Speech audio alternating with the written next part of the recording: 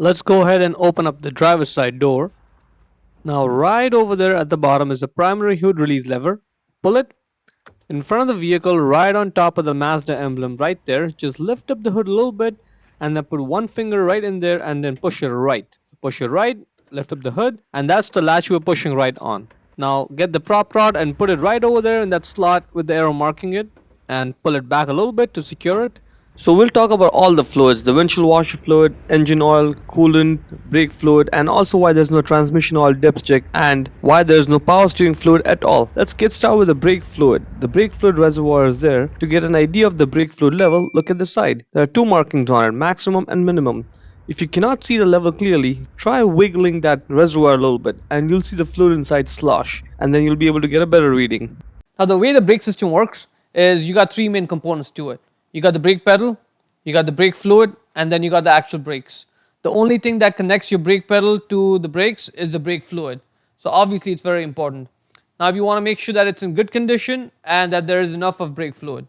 The problem with brake fluid is that it's hygroscopic, meaning it just loves moisture. The moment you expose brake fluid to the atmosphere, it's just going to absorb all the moisture out of the air. And that's the problem because you do not want brake fluid and moisture to be mixed together because that makes it unpredictable. And when that does happen, your brake pedal now starts feeling spongy and mushy and the car takes longer distances to stop, so that's not good. If it does happen that you left the cap off for more than 15-20 minutes, what I strongly suggest you do is you take your car to a mechanic. They have a device that can measure the moisture content in the brake fluid and they can tell you if you're okay or if you need to get your brake fluid flushed out. And if you do need to get it flushed out, that's one place you do not want to cheap out on, so definitely just get it done if you have to get it done. It is what it is. The brake system is sealed off, right? So it doesn't really consume brake fluid on a daily basis. So it's not like you have to top it off every now and then. The reason why you may notice a change in the brake fluid level though is that one, either there is a leak in your system which is serious and you definitely want to get that checked out, or two, your brake pads are worn down. So what happens is when you get new brake pads, they're thick. Over time though, they get worn down and they get thinner. And now in order to compensate for the thinner pads, the worn down pads, the brake system takes some of the fluid out of the reservoir and into the actual brake lines. So that may cause the level to go down in the reservoir. Alright, so those are the two reasons, and if you do have to top it off, I'll show you how to do it. Now it says it right there on it that it needs .3 fluid from a sealed container. See, it says it right there, .3 fluid, and that's what it should say on the brake fluid bottle as well. .3 and 4, you can use that over there. Just twist this cap left, pour the fluid in there. Once you're done, right away put the cap back on and twist it right to lock it in place. That right there's the windshield washer fluid reservoir cap. Open up the cap and inside there's also a dipstick. Let's get it out and take a closer look at this. The bottom 4 or 5 cutouts over there, you can see this fluid. So you can get an idea of the fluid level in there, and the top ones do not have it. When you're filling up fluid though, just take that dipstick out completely to avoid any spillage. Now if you want, you could put water in there if you like, but I would suggest putting windshield washer fluid even in the summer because it has detergents in it that just helps clean the windshield better. In the winter though, if you live in a place like this where it gets icy and the temperature goes below freezing, do not put water in there because water is going to expand as it becomes ice and cause all sorts of issues, and you don't want that. So put the proper type of windshield washer fluid. Like this one is good till minus 45 degrees Celsius. But remember that this is chemicals, not water, so do not let children near it and read all the warning labels over there. And that's also the reason why these bottles tend to have a safety cap on them. You either have to push it down and twist it left or squeeze it and twist it left to open it. Like this one over here, I have to squeeze it and then twist it left to open it up.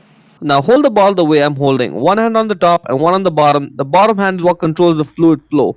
And position the bottle the way I'm showing so that way there's less spillage. Start filling up the fluid all the way to the top. And once you're done, don't forget to put the cap back on the bottle. Your reservoir takes about 3.78 liter or 1 gallon. That's the size of this bottle, and that's also basically the size of the reservoir in the car. Once you're done, don't forget to put this dipstick and the cover back on. You'll have to be a little bit patient with this as you're trying to put the dipstick in. Once it's in, just press it down to secure it and you're done. Now what happens is when the engine is running, it just produces heat, right? It's burning fuel, so it gets hot. Now you want the engine to be warm, but you don't want it to overheat, because if it overheats, then it just causes all sorts of problems, so you don't want any of that to happen. Now that's where the coolant comes in, because what the coolant does is the coolant circulates within the engine, it collects all the heat, and now the hot coolant, it goes to the radiator, it cools off and comes back in, collects more heat, goes back to the radiator, cools off, comes back in. The cycle keeps on repeating again and again. However, in this whole system, what you need is an expansion tank, because the coolant itself, as it heats up, it's going to expand. And as the name suggests, you need an expansion tank where the extra coolant can sort of just go temporarily and then it can come back to the main cooling system. And that's what you need an expansion tank for. Now there's a small difference because this is the turbo engine, the pressure cap is right there. For the non-turbo engine, the pressure cap is right around there. Now you don't need to access this at all, but I'm just going to show you just to satisfy your curiosity. Right there it says that you do not have to open this when it's hot. Well, you don't have to open it anyways, but especially don't open it when it's hot, because pressurized coolant from inside is going to splash out and it's going to cause serious injury, so you don't want that. Also note that it says FL22, so if it says that, then that's what you need to get for your car if you have to top it up. Genuine Mazda type FL22 coolant. Let's just follow the line over there, and that's how it leads us to the expansion tank. Look at the side of the tank. There are two markings right there at the bottom, F and L. F is full, L is low. The fluid should be between those two levels. And when you're doing this, make sure you don't get your hand in there. I'm doing this just for demonstration because there's an electric fan over there that may kick on at any time. That fan right there, and just to avoid any injuries, don't get your fingers in there. Also check the coolant only when the car's been sitting for at least 2-3 hours, because once the engine's warm, extra coolant from the engine may come in the reservoir, some fluid from the reservoir may go in the engine, and that'll give you a false reading. So check it when the car's been sitting for at least 2-3 hours. Let's put this cover back on. Now the engine oil is the most important fluid in your car. Without engine oil, your engine's gone. It's seized up. Alright, and that's a major problem. So the easiest thing you can do to make sure your engine lasts a long time is to make sure that it has proper engine oil in it, the proper quantity and the proper type of engine oil in it at all times. Alright? So you definitely want to check your engine oil at least once a month.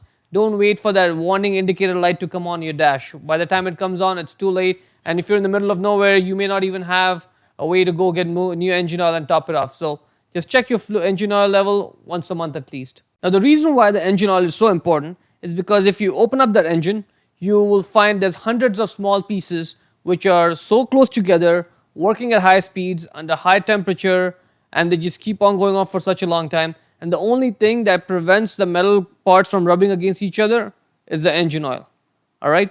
So that's the one thing you definitely want to make sure you are in good shape. That yellow dipstick is to check the engine oil level, and to the right is the fill cap if you do have to add oil.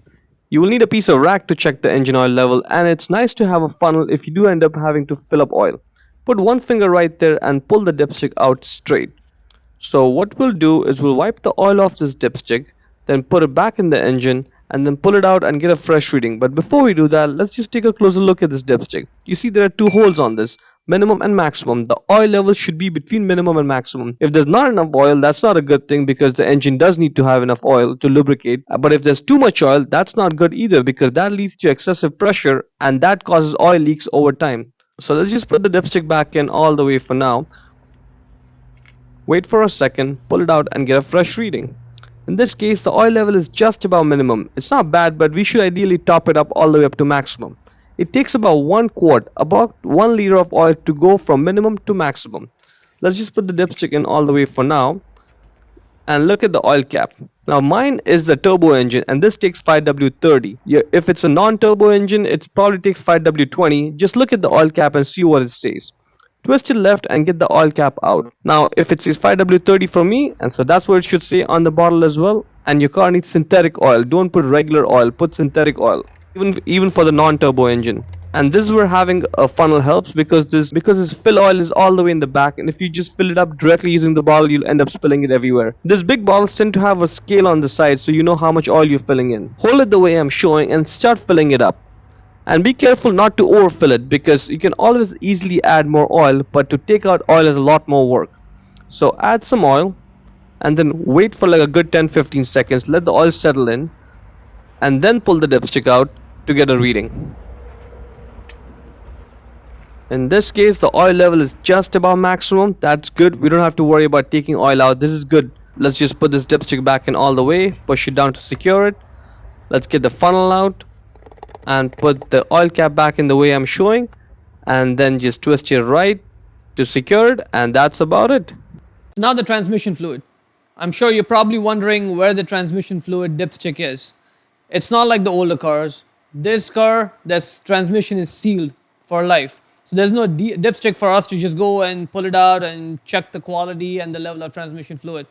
But in reality, it's more like sealed till the warranty lasts. It's not really sealed for life for as long as you're going to keep the car.